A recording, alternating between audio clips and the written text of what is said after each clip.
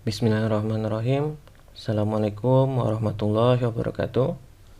Kembali lagi pada mata kuliah kita, yaitu aplikasi komputer perkantoran atau SPSS. Nah, kali ini kita akan masuk ke job keempat. Jadi di job keempat ini akan kita pelajari untuk pertemuan ke-5 sampai ke-7. Nah, jadi job 4 kita akan membahas mengenai uji komparasi dengan SPSS. Nah, jadi tujuannya yaitu mahasiswa dapat melakukan uji komparasi dan menafsirkan hasil analisisnya. Nah, jadi untuk uji komparasi sendiri yang akan kita pelajari ada dua, yaitu untuk independent sample t-test, yaitu uji T untuk dua populasi yang tidak berhubungan atau saling bebas. Kemudian satu lagi yaitu pair sample t-test. Nah, jadi ini uji T untuk dua sampel yang berhubungan atau berpasangan ya. Jadi ada sebelum dan setelah. Oke, langsung saja kita masuk ke yang pertama dulu, uji T untuk sampel tidak berpasangan. Nah, jadi di sini langsung saja kita masuk ke kasusnya. Jadi di sini ada data hasil produksi 30 karyawan linting pada sebuah perusahaan rokok yang terdiri dari 15 karyawan laki-laki dan 15 karyawan perempuan. Nah, jadi di sini ada karyawan laki-laki dan ada karyawan perempuan. Jadi populasinya 2 ya. Jadi sebenarnya kita akan membandingkan min-nya. Jadi uji apakah ada perbedaan antara hasil produksi karyawan laki-laki dengan hasil produksi karyawan wanita atau perempuan ya. Oke. Nah, jadi di sini ini ada datanya. Kita input dulu datanya ke SPSS.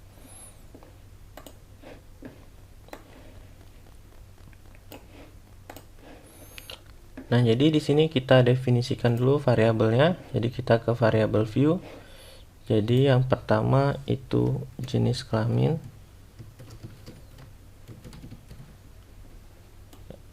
Nah, jenis kelamin desimalnya kita nolkan. Nah, value-nya kita isi 1 itu laki-laki. Kemudian 2 itu perempuan.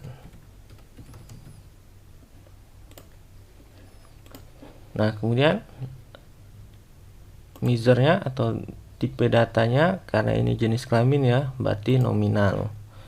Oke, kemudian selanjutnya itu hasil produksi.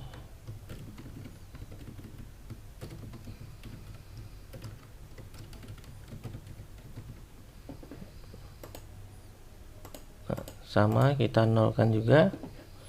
Nah, jadi hasil produksi ini kita scale ya, measure-nya.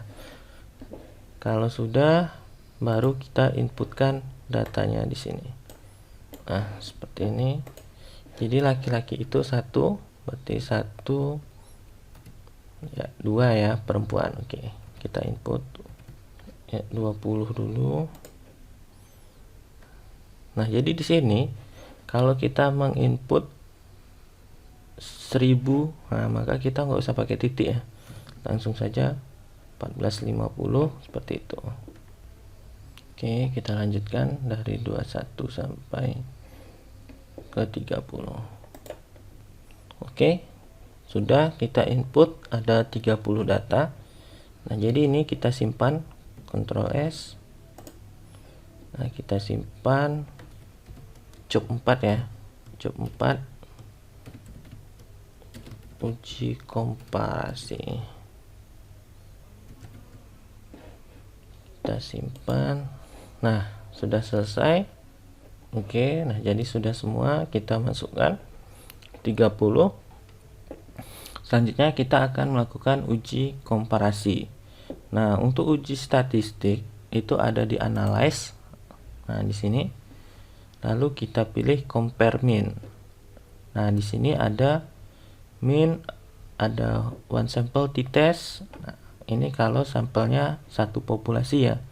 Kemudian ada independent sample t-test. Ini kalau sampelnya ada, populasinya ada 2 ya, dan saling bebas. Jadi sini ada terlihat seperti ini A, B. Nah, kalau ini per sample t-test, jadi ini A1 kemudian A2.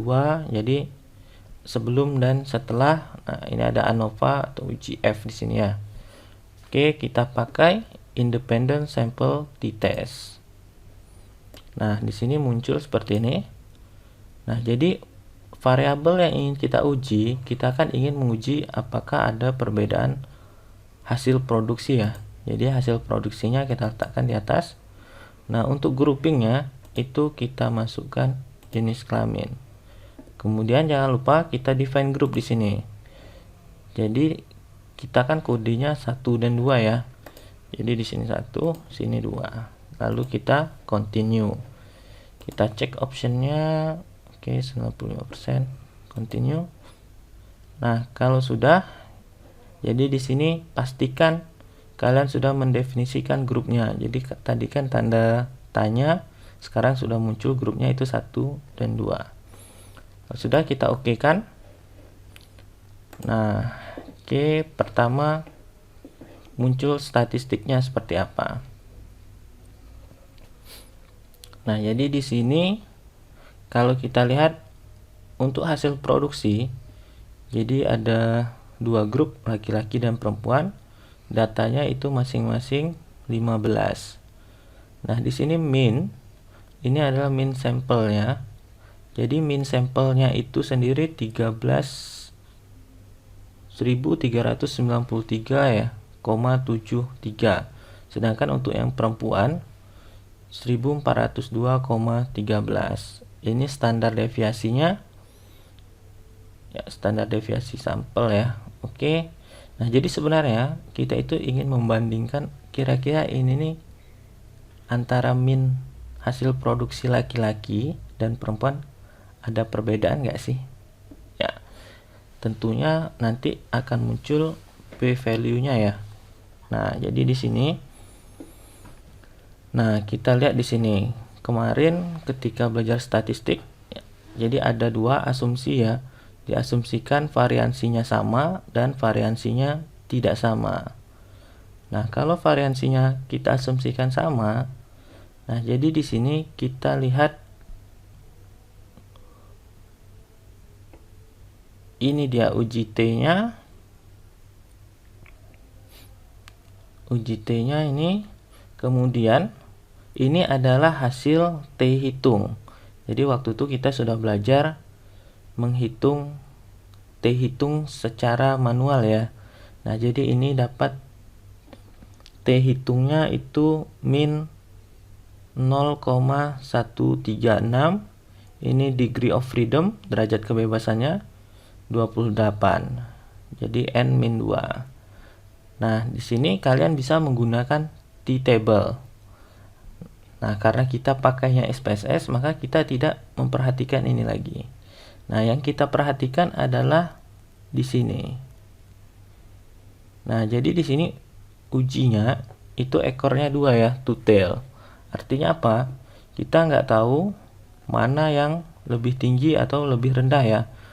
Apakah mu 1 atau mu laki-laki itu lebih dari mu perempuan, atau mu laki-laki kurang dari mu perempuan. Jadi di sini kita menggunakan mu 1 tidak sama dengan mu 2. Nah, makanya ekornya 2. Jadi kita uji 2 ekor. Nah, di sini kita lihat p value-nya itu 0,893. Oke, jadi kita kembali lagi. Nah, di sini oke. Ya. Sama ya dengan job sheet kita. Nah, jadi di sini kita lihat kita bisa menggunakan T hitung. Jadi kalau T hitungnya itu lebih dari T tabel atau, nah jadi di sini kita lihat signifikansi. Jadi yang ini tadi atau namanya p value kalau P value-nya atau signifikansinya itu kurang dari 0,05, nah, jadi 0,05 ini apa? Ini adalah alfa. Jadi alfa, taraf signifikansi yang waktu itu kita pelajari di mata kuliah statistik bisnis. Nah, artinya kalau artinya kalau P value-nya ini atau signifikansinya itu kurang dari alfa atau kurang dari 0,05, artinya ada perbedaan yang signifikan antara rata-rata hasil produksi karyawan laki-laki dengan karyawan perempuan. Nah, jadi waktu itu kita belajar H0-nya. Jadi H0-nya itu tidak terdapat perbedaan ya. Oke, tidak terdapat perbedaan ya, rata-rata hasil produksi. Oke. Nah, jadi H0-nya tidak terdapat perbedaan rata-rata hasil produksi karyawan laki-laki dan dengan ya kita pakai atau ini kita oke. Nah, ini H0 nya. Nah, kemudian H1 nya itu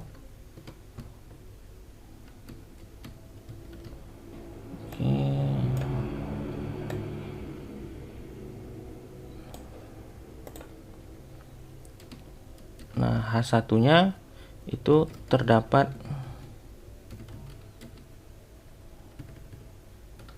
ya, terdapat perbedaan.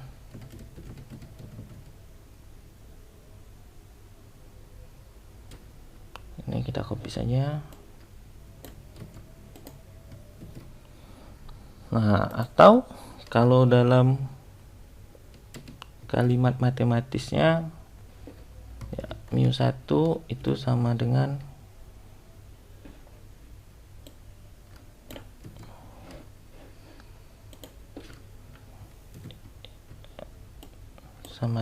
μ2.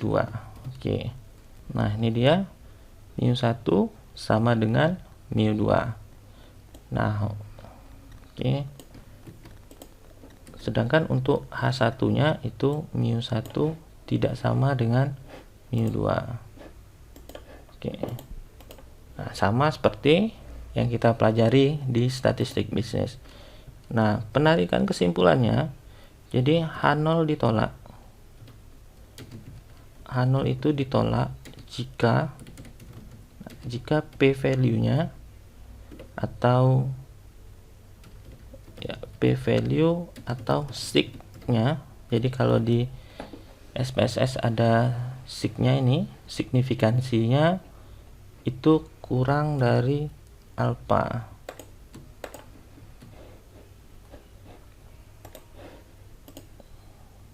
Ya, kurang dari alfa. Nah, untuk alfanya sendiri biasanya kalau untuk ilmu sosial itu 0,05. Nah, jadi kalau P value-nya atau signifikansinya kurang dari alfa, maka H0 ditolak. Nah, jadi kalau dalam kasus kita yang ini, nah karena P value-nya atau signifikansinya itu 0,893, nah maka pastinya hasilnya nanti H0-nya tidak ditolak ya. Nah, ini dia. Nah, jadi kalau signifikansinya lebih dari sama dengan alfa, ya, maka H0-nya tidak ditolak sehingga tidak ada perbedaan yang signifikan. Nah, kita lihat hasilnya. Nah, di sini. Nah, jadi nah ini kalau kita melihat kriteria signifikan atau kalau mau menggunakan T-table, jadi di sini diperoleh T-tabelnya itu adalah 2,048, sedangkan T hitungnya 0,9. 136 kurang dari T-tabel. Tapi kita tidak pakai ini lagi karena kita sudah menggunakan SPSS. Jadi kita melihatnya menggunakan signifikansi. Jadi signifikansinya atau p-value-nya itu 0,893 itu lebih besar dari alfa 0,05, maka dapat diambil kesimpulan rata-rata hasil produksi karyawan laki-laki tidak berbeda secara signifikan dengan rata-rata hasil produksi karyawan perempuan. Oke, jadi tidak terdapat perbedaan ya. Oke, demikian untuk materi kita pada pertemuan kelima. Silahkan dikerjakan untuk uji T sampel yang saling bebas ya, atau independent sample t-test. Wassalamualaikum warahmatullahi wabarakatuh.